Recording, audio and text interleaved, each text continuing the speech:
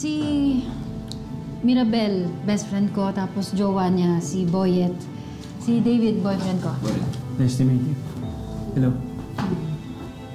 Okay.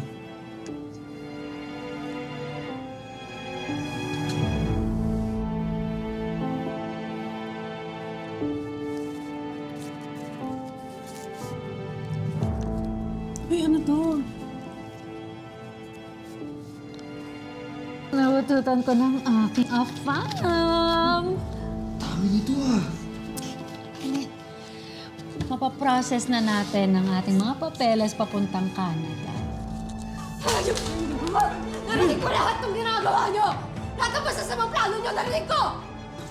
Bigyan mo sabi! Hoy! Ano na? Akin na! Hoy! Mga siraulo kayo! Magtrabaho nga kayo na maayos! Sir! Sir! Walang hapon. Sir!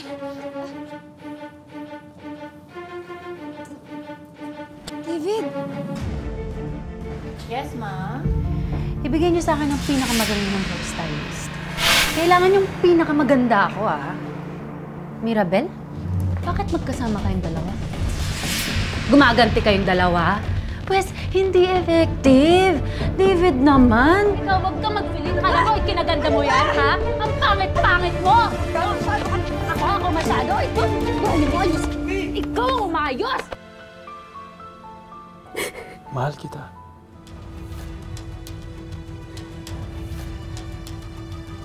Hindi pwedeng masayahan si Mirabel at saka si David. Habang tayong dalawa miserable. David? Kayo pa yung nanay ni David? Yes.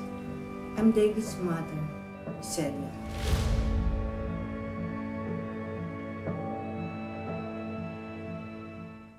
Ito, maganda rin to.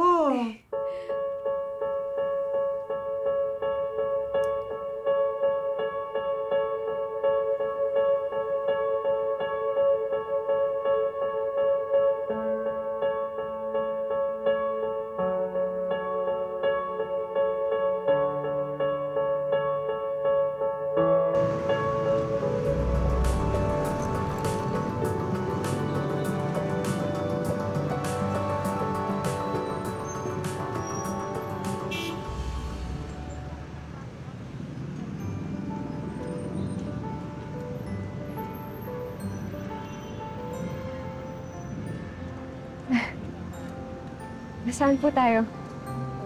Bebel, this is going to be your new salon and spa. Oh! Come inside, let's take a look. Salamat po.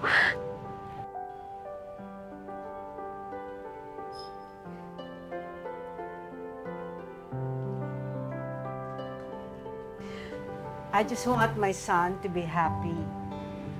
At ayon sa mga kinuwento niyo sa akin, minahal mo ang anak ko noong panahon walang-wala siya. Gusto ko lang ibalik sa iyo ang kabutihan mo. Maraming salamat po, ha. Hindi ko naman po ginawa yun dahil may naasahan akong kapalit, ma'am. Please, call me Mama. Okay? Oh? Mahal na mahal ka rin ng anak ko. And I learned my lesson na wag ako manghimasok sa relasyon niya. But I can honestly say that he made the right choice. You both did.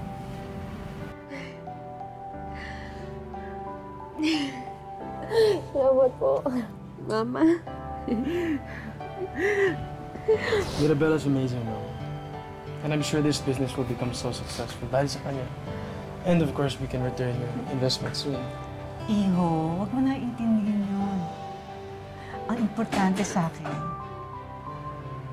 pagbalik ko o pagdalaw niyo sa akin sa Amerika, meron na akong apo. Pwede ba yun? Mama na. Pwede? Po. Ayan. Opo, salamat po. Mga asenso na sila. Eh, sino bang mag-aakala na magkakamati ba yung si David at sa kananay? Eh, di panigurado ko iyaman na yung mga yan. Manda ka sa akin, Mirabel. Visit siya. Hindi ako papayag na mas lumamang siya kaysa sa akin. Gagawin ko kasing pangit ng mukha mo ang buhay.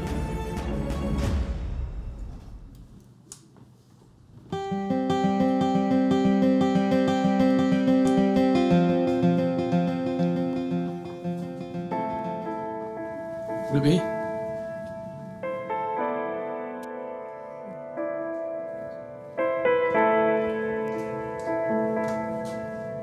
Ruby, ano ginagawa mo dito? Ayoko ng gulo ah. Mirabel,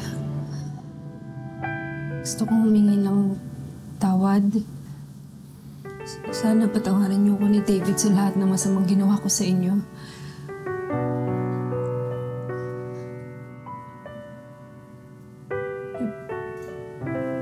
Mirabel,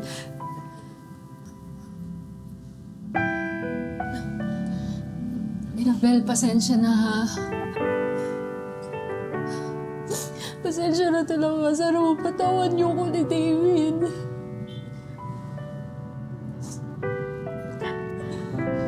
Tumayo ka nga. Ano ka ba?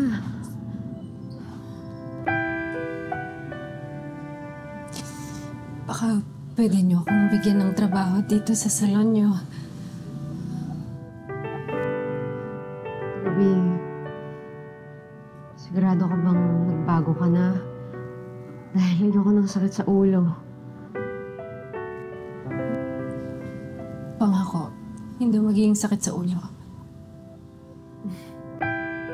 Sige, pwede ka magsimula bilang taga-hugas muna ng shampoo sa ulo. Tsaka, Tsaka taga-linis. Ayaw mo ba? Hindi. Gusto ko, syempre. Gusto ko na rin kasi talagang maging maayos yung buhay ko. Okay na tayo.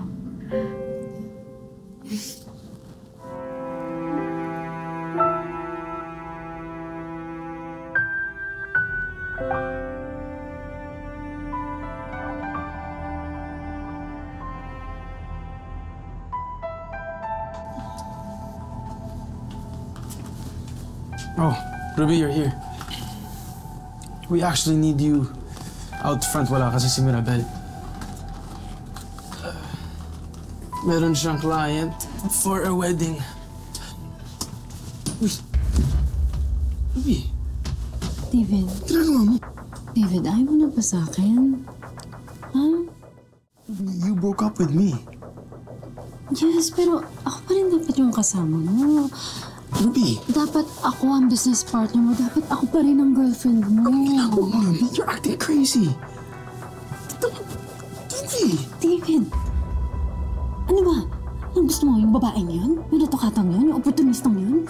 Mahal ko si Mirabel.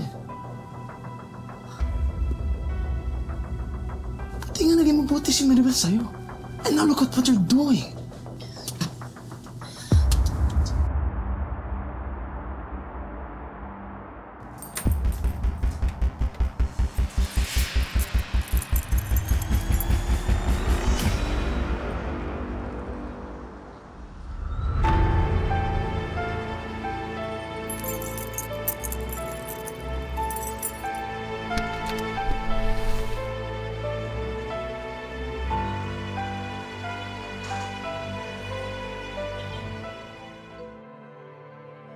Kasalanan ko to eh.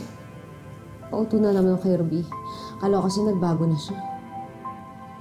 Mahal, don't blame yourself too much. Wala namang ibang may kasalanan kundi si Ruby. Buti nga, umalis siya na walang iskandalo, gulo. I'll make sure she won't go back there.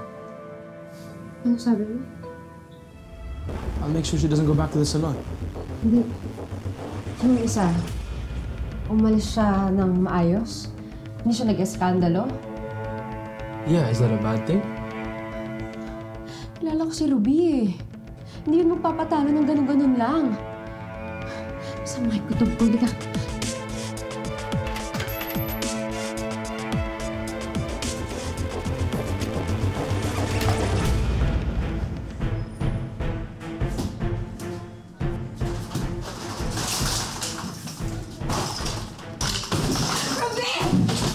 Bakit niyo ba ginagawa ito ni Boyet? Gusto mo akong alilangan sa salon mo, di ba? Di ikaw maglinis ang lahat ng yan! Ginawa ko sa'yo masama! Ha? Aray! Aray! Ano ba? Nabalansan ka na pagmumukha mo! Alam mo, mas pipiliin ko pag ganito itsura ko kaysa maging kasing sama ng ugali mo! Ano?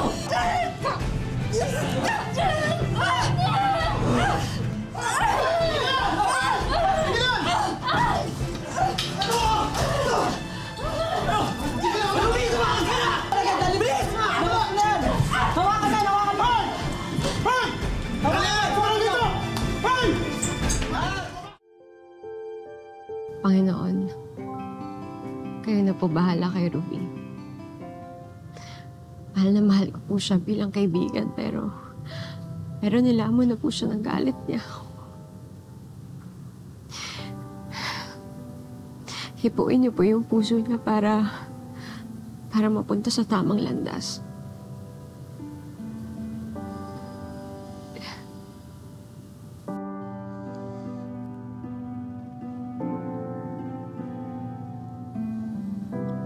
Don't worry, Mirabel. God will protect us. Tatakot ako, David, eh. Kilala ko si Ruby. Hindi na tayo titigilan. Alam kong maaligid lang siya.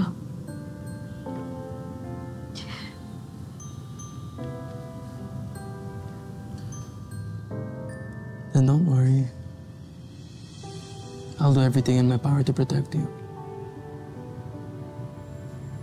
Okay?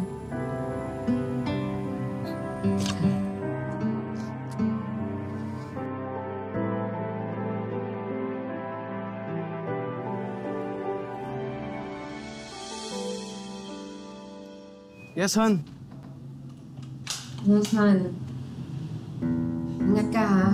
I'll be home soon. May mga business matters lang ako na kailangan tapusin. Magla ka ng bahay, ah. Love you. Mahal na mahal din kita.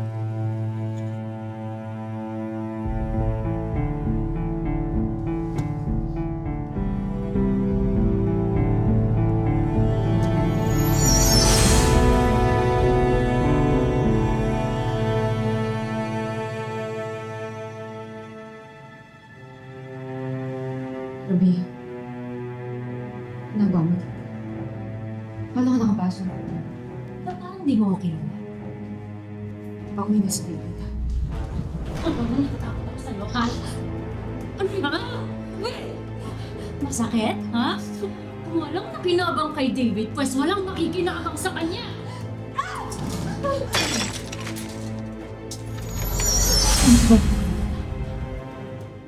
Akala mo ba may magmamahal sa isang katulad mo?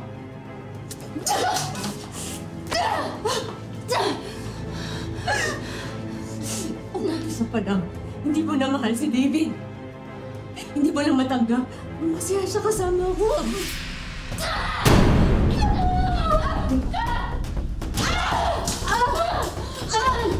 Tingin mo magiging masaya pa kayo, ha? Ha? Babawasan ko yung mukha mo! Kakatkarin ko!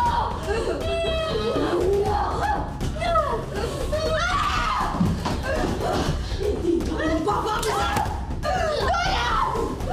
Kami tayo! Tulungan ako! Kuya!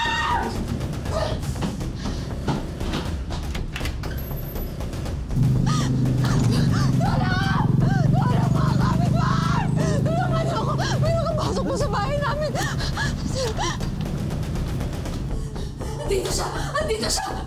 Ano nangyari dito? Andito yung babae kanina! Ruben! Ruben!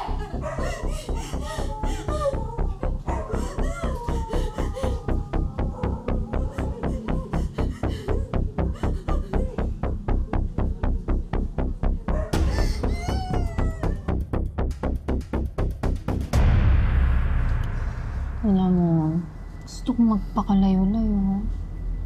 Kaso wala akong pera. Actually, walang-wala pa ako ngayon. Bukas, bibigyan kita ng pera. Wala kang kwenta. Pare, wala ka ng silbi, pare.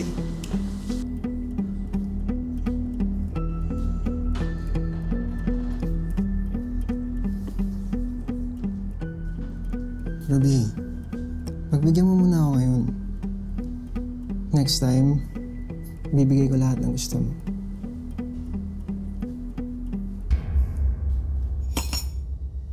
Eh, ang relo mo. Ito na lang. Pwede naman tong relo mo, di ba?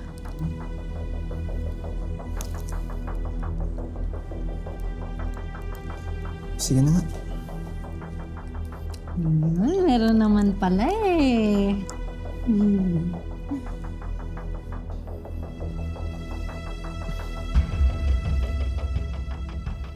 walang iya kayo! Umalis ka nga dyan!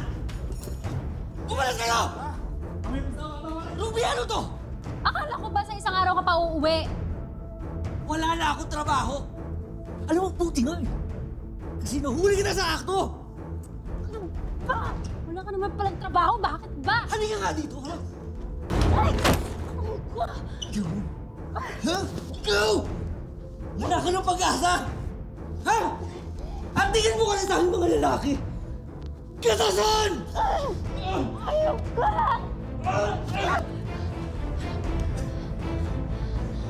Lumayas ka nga! Wala ka naman silbi! Walang silbi, ha?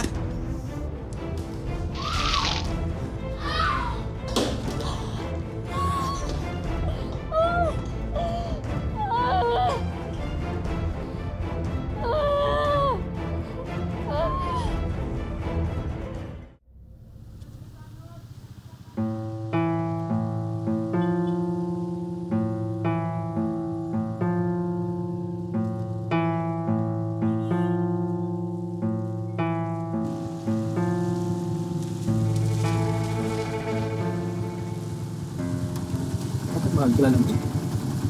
Parang... Tara ba yan?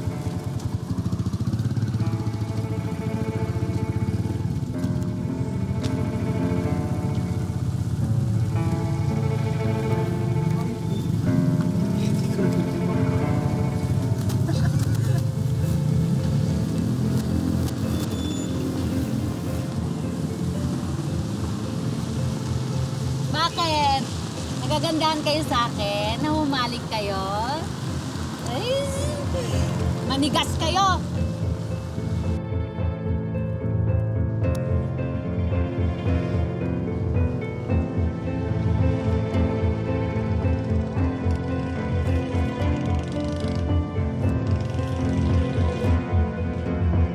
Nakasisilaw ang panglabas na ganda. Kaya marami sa atin mas pinahahalagahan ito kaysa sa pagkakaroon ng mabuting puso. Isang paalala ang kwento ni Mirabel at Ruby na bilog ang mundo at hindi panghabang buhay ang panglabas na anyo. Kaya sana ay lagi nating piliing maging mabuting tao. Ni sa hinagap, hindi raw inakala ni Roxanne na pagtataksilan siya ng dalawang taong pinakamahalaga sa kanya noon. Ang kanyang asawa at ang kanyang best friend. Yung best friend ko, close kami, lagi siya napunta sa bahay namin. Akala ko ako yung lagi niyang inintindi. Tapos nagbibigay siya ng mga ulam. Tapos doon minsan nagmimerienda. At may attention pala siya sa asawa ko. Lakas loob na pinakiusapan ni Roxanne ang kanyang mister na iwan ang kabit nito at piliin silang mag-iina. Pero hindi raw niya inaasahan ang nangyari. Wala. Parang mas ginusto niya pa yung babae na yun. Sobrang sakit. Parang tinalikuran niya talaga kami ng mga anak ko. Dahil sa pagkawasak ng kanyang pamilya, nakaranas ng depresyon si Roxanne.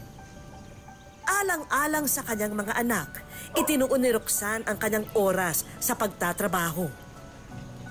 Unti-unti, sinikap niyang makabangon at makamove on. And one time, may nagsabi sa akin na pasok daw ako ng trabaho. Yun nga yung housekeeping na yan. Nung sinubukan ko, yun. Kahit pa paano, naglibang ako noon araw-araw. Siyempre, pasok. Pagising, trabaho, pag-uwi, tulog. Yun na lang everyday routine. Kaya nawawala yung lungkot ko noon. Nabubuna ko noon sa hugutok sa mga anak ko. Trabaho.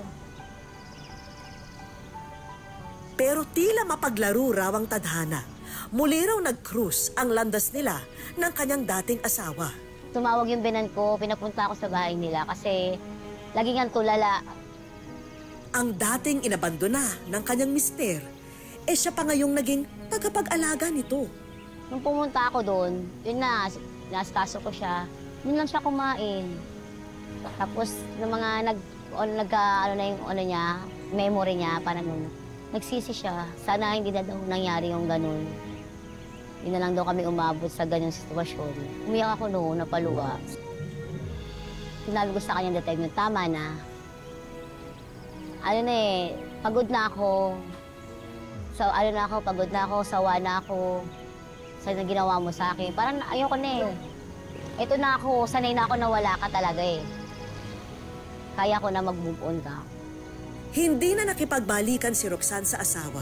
Pero sa halip na magtanim ng galit, napagtanto raw niya na mas makabubuti ang magpatawad. Oo, pinatawad ko na siya. Okay naman kami sa ngayon. Parang kaibigan. Para sa mga anak lang. Isa nagbabanding kami. O yun lang, na lang kami, anak na lang, wala na talagang kami. Para sa mga bata, para hindi sila mag-ano na kahit na broken family sila, andyan pa rin kami para sa kanila.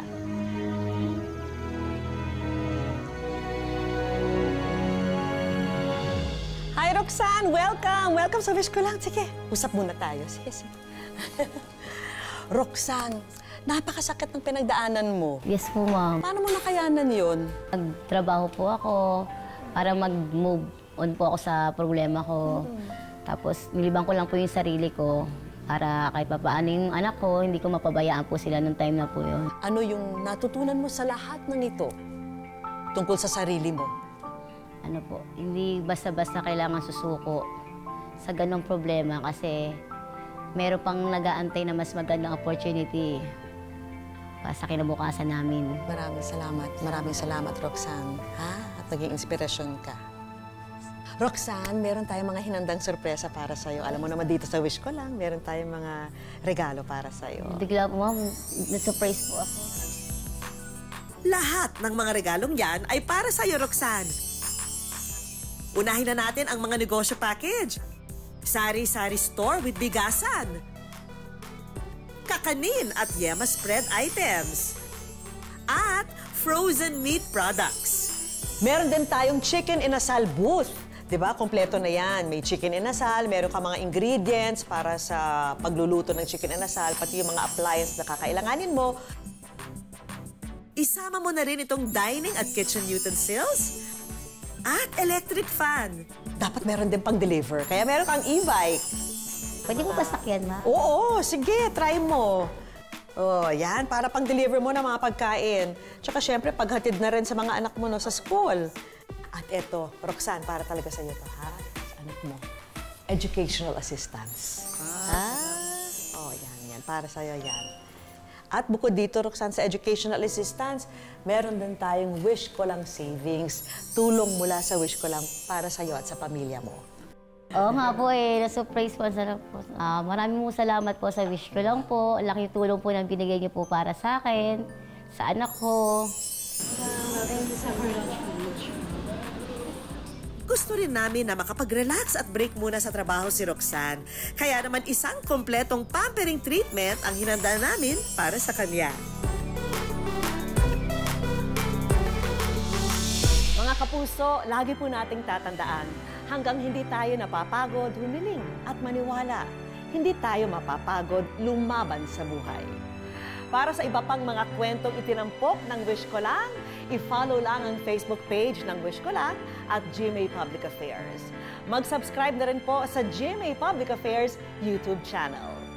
Ako po si Vicky Morales at ito po ang Wish Ko Lang.